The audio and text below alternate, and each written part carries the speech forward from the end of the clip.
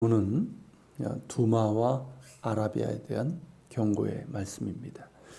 11절에서 두마는 에돔을 말하는 것이고 세일은 요단 동편 사해 남쪽에 있는 산악지대로 에돔 족속이 거주하던 지역입니다. 그래서 이곳을 이제 에돔 산지 또는 세일 산지라고 부릅니다. 11절은 에돔 사람이 세일 산지로부터 와서 이사야를 부르며 다급하게 묻는 장면입니다. 그런데 이사야를 가리켜서 파수꾼이라고 부르고 있습니다. 원어로는 이제 지키는 자입니다. 선지자는 지키는 자, 파수꾼과 같은 역할을 하는 사람입니다.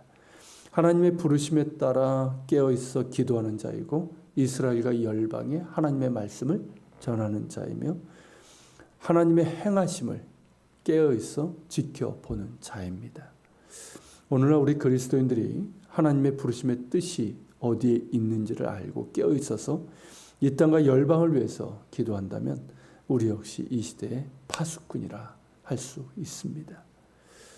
에돔 사람이 이사야에게 묻습니다. 밤이 어떻게 되었느냐?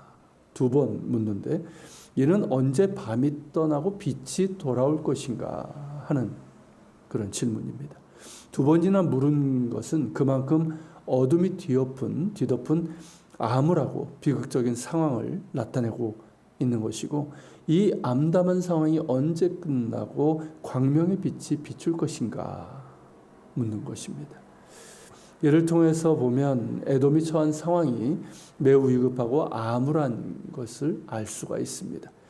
이것이 주전 715년에 있었던 아수르의 사르곤의 아라비아 원정을 할 때 그때를 말하는 것인지 아니면 그 이후의 심판인지는 정확하지 않지만 에돔을 향한 하나님의 심판은 반드시 임할 것이고 또한 오래 지속될 것임을 뜻합니다. 이는 파수꾼의 대답에서 알 수 있는데 그의 대답은 아침이 오리니 밤도 오리라는 것입니다.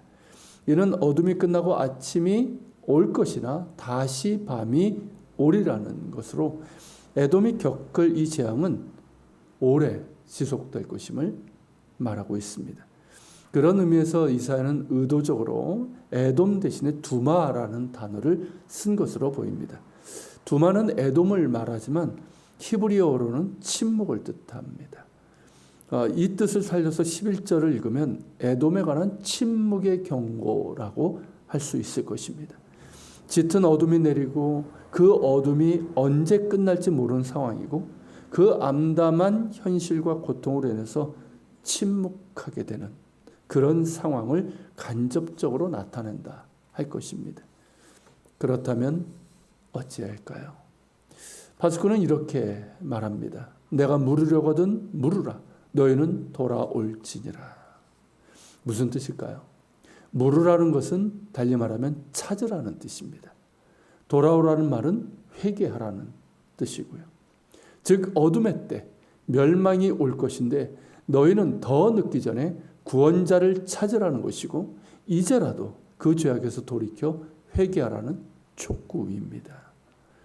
죄인이 찾아야 될 구원자가 누구입니까? 예수 그리스도이십니다. 이스라엘과 열방에게 주신 유일한 구원의 이름 예수 그리스도의 그 이름을 불러야 하고 그 이름의 구원을 믿으며 회개하고 하나님께 돌아와야 합니다. 그럴 때 죄인이 어둠에서 빛을 볼 수 있고 영원한 멸망의 심판에서 생명의 구원을 얻을 수 있습니다.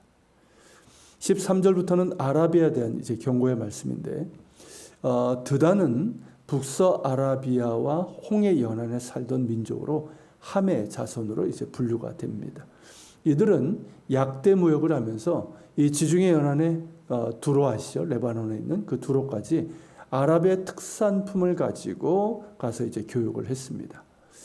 건조한 광야와 사막지대에 살던 유목민들에게 강력한 어떤 군사력이나 국가 조직을 형성했던 건 아니지만 이 약대 무역을 통해서 많은 재물을 얻어 부를 누렸습니다. 예전에는 그 아라비아 특산품들이 굉장히 고가에 팔렸던 거 아시죠? 그런 그들이 이제 아라비아 수풀에서 유숙하게 될 것이라는 말은 그들의 성읍들과 이 교역로가 전쟁으로 파괴되고 황폐하게 될 것임을 뜻합니다. 그러니까 어떻습니까? 숲풀에 숨어 지내야 된다는 거예요. 그런 상황이 오게 될 것이라는 거죠. 이 경고의 예언은 이후 주전 715년에 아수르의 사르곤 2세가 아라비아 원정을 한 것으로 이루어지게 됩니다.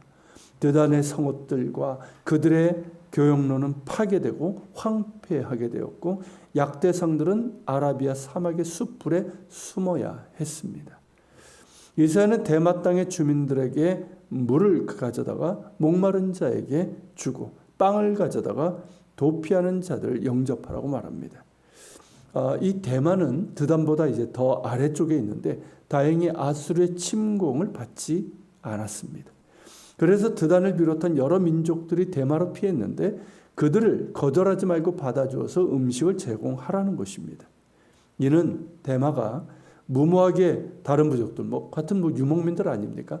그렇다고 이제 다른 부족들을 돕겠다고 무모하게 아수르에게 대항하지 말라는 뜻이기도 하고, 이 재앙은 하나님의 심판으로 인한 것이기에 너희는 어리석은 판단을 하지 말고 다만 그 교만과 제약에서 돌이킬 것을 촉구하는 것입니다.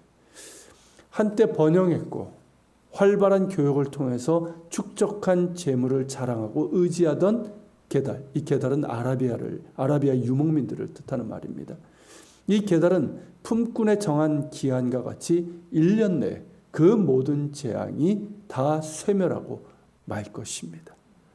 게달 자손, 즉 아라비아 유목민들은 활을 잘 쏘는 용사들이 많았는데 그들도 거의 다 죽어 그 남은 수가 얼마 되지 않을 것입니다. 이런 상황이니 무엇을 할 수 있겠으며 어디에 소망이 있겠습니까?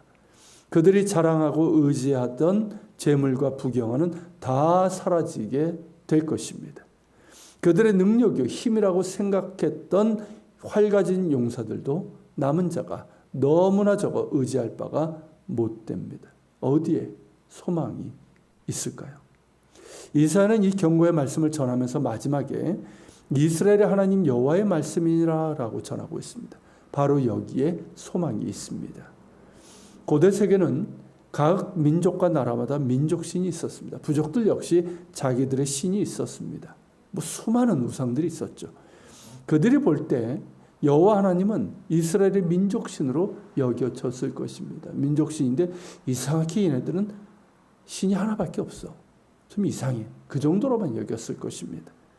그러나 이스라엘의 하나님 여호와께서는 이스라엘 민족의 신이 아니라 온 세계를 지으신 창조주시고 이스라엘과 열방을 다스리시는 통치자이십니다.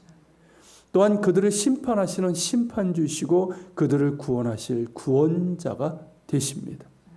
이스라엘의 하나님, 창조주시고 통치자이신 하나님, 심판주시며 구원주신 하나님께 돌아올 때만 소망이 있습니다. 회개하고 돌아오는 자는 그가 누구든 받아주시고 용서하시고 구원하여 주시고 당신의 자녀로 당신의 백성으로 삼아 주십니다. 이 세상의 부경화는 헛되고 사라지고 말 것입니다. 세상의 힘 또한 의지할 바가 못 됩니다. 오직 하나님만이 우리의 의지할 반석이시고 우리의 소망이며 우리의 구원이십니다. 주께 피하는 자가 복됩니다. 같이 기도합시다.